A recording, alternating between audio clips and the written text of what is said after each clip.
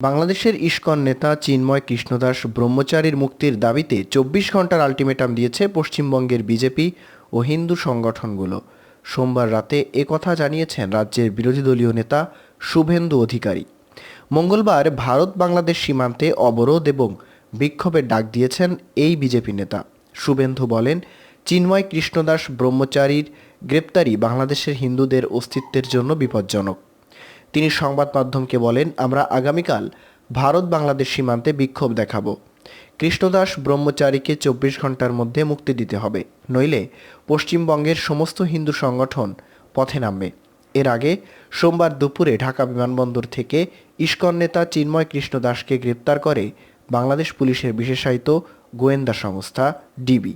জানা গেছে, ইসকন নেতা চিন্ময় কৃষ্ণদাস সেদিন ঢাকা থেকে চট্টগ্রামে যাওয়ার উদ্দেশ্যে বিমানবন্দরে আসেন। সেখান থেকে তাকে গ্রেপ্তার করা হয়। গত ৫ই আগস্টের পর দেশে সনাতন ধর্মাবলম্বী নামে কয়েক দফা সমাবেশ অনুষ্ঠিত হয়। সেসব সমাবেশ থেকে চিন্ময় কৃষ্ণদাস বর্তমান সরকারের উদ্দেশ্যে নানা ধরনের হুমকি ধামকি দিয়ে বক্তব্য দেন। এর আগে থেকে তিনি আলোচনায় থাকলেও গত ২৫ অক্টোবর বিকেলে চট্টগ্রাম নগরের লালদিঘি মাঠে ৮ দফা দাবি আদায়ের লক্ষ্যে সমাবেশ করার পর বেশি আলোচনায় আসেন।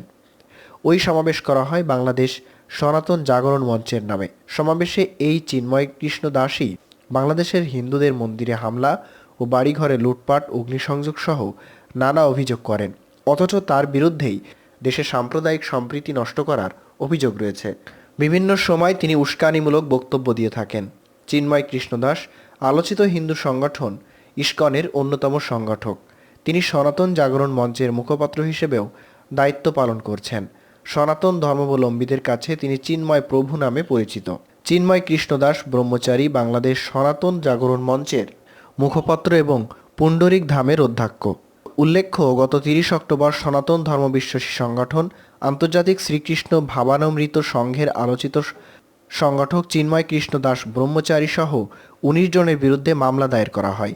জাতীয় পতাকা অবমাননার অভিযোগে রাষ্ট্রদ্রোহ আইনে এই মামলা দায়ের করা হয়। এই ঘটনায় দুজনকে গ্রেপ্তার করে